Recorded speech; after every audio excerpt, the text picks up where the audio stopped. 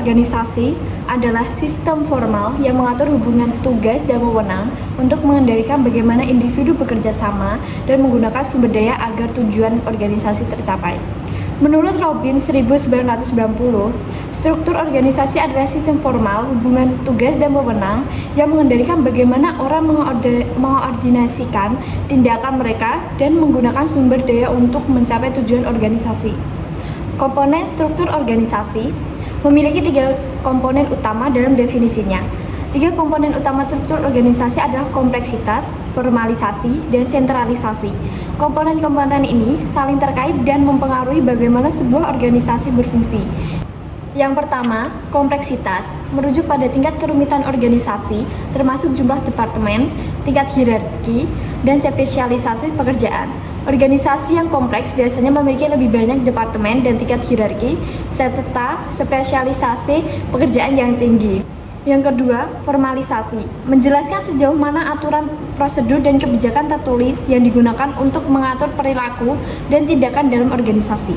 Formalisasi yang tinggi berarti ada banyak aturan dan prosedur yang diikuti, sedangkan formalisasi yang rendah berarti lebih banyak kebebasan dalam bertindak. Dan yang ketiga, sentralisasi menjelaskan tingkat konsentrasi wewenang pengambilan keputusan dalam organisasi.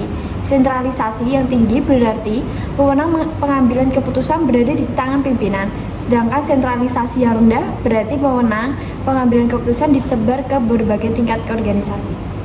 Selanjutnya ada unsur-unsur struktur organisasi. Yang pertama ada spesialisasi. Spesialisasi kerja adalah seluruh pekerjaan yang ada di organisasi dipilah-pilah menjadi sejumlah langkah, dengan tiap langkah diselesaikan oleh seorang individu yang berlainan, yang mana pada hakikatnya spesialisasi kerja adalah bahwa daripada seluruh pekerjaan dilakukan oleh satu individu. Lebih baik setiap individu berspesifikasi dalam mengerjakan bagian dari suatu kegiatan yang berada di dalam sebuah organisasi, sehingga tujuan akan tercapai lebih efektif. Selanjutnya yang kedua ada departementalisasi. Dasar-dasar yang digunakan di dalam pengelompokan pekerjaan disebut departementalisasi. Yang pertama ada pengelompokan kegiatan berdasarkan fungsi yang dijalankan. Yang kedua ada pengelompokan kegiatan berdasarkan tipe produk yang dihasilkan organisasi itu. Yang ketiga ada pengelompokan kegiatan berdasarkan atas dasar geografi atau teritori. Yang keempat ada pengelompokan kegiatan berdasarkan proses.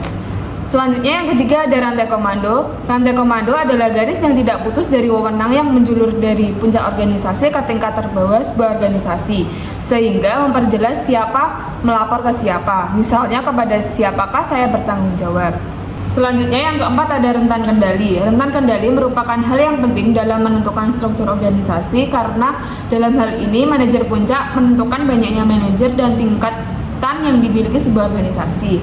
Dengan beberapa bawahan manajer dapat mengarahkan anggota secara efektif dan efisien. Hal inilah yang dimaksud rentan kendali atau span of control. Yang selanjutnya yaitu tentang desain organisasi. Jadi desain organisasi adalah proses memilih dan mengelola aspek struktural dan kultural agar organisasi mampu mengendalikan kegiatan untuk mencapai tujuan bersama. Desain organisasi adalah tentang cara dan alasan beragam sarana dipilih.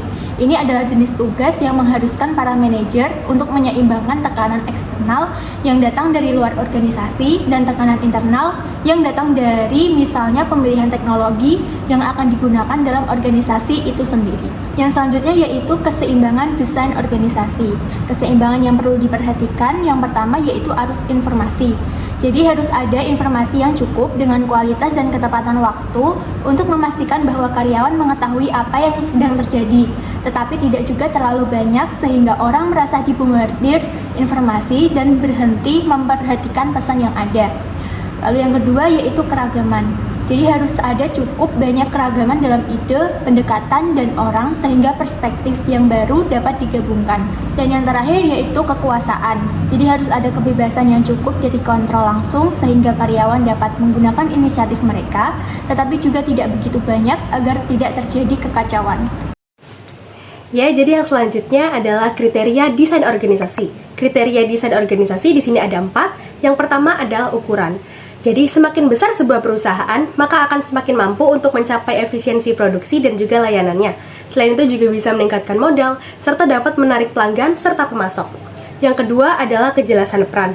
Dalam organisasi yang besar di mana tugas dibagi-bagi dengan jelas, maka akan terlihat perbedaan antara manajer dan juga para pekerjanya. Serta tingkat otoritas juga dijabarkan dengan jelas. Hal ini memiliki keuntungan bahwa setiap karyawan akan lebih jelas mengetahui apa yang harus dilakukan dan juga dapat mengetahui deskripsi pekerjaan yang sesungguhnya. Kemudian yang ketiga adalah spesialisasi. Saat tugas dibagi-bagi, maka spesialisasi diciptakan dan keahlian pun dapat dikembangkan. Disiplin pada sumber daya manusia, keuangan, teknologi, informasi pun mulai bermunculan. Kemudian yang keempat atau yang terakhir adalah kontrol. Organisasi besar menciptakan kontrol untuk memastikan bahwa semua organisasinya itu berjalan sesuai dengan keinginan dan kebutuhan. Ini untuk menghasilkan produksi dan layanannya. Kemudian, organisasi inovatif cenderung mengambil salah satu organisasi yang berbentuk jaringan. Jaringan internal-eksternal memperkaya aliran pengetahuan. Manajemen sumber daya manusia harus selalu diperbaiki dan tim di dalamnya harus selalu terintegrasi ke dalam proses bisnis.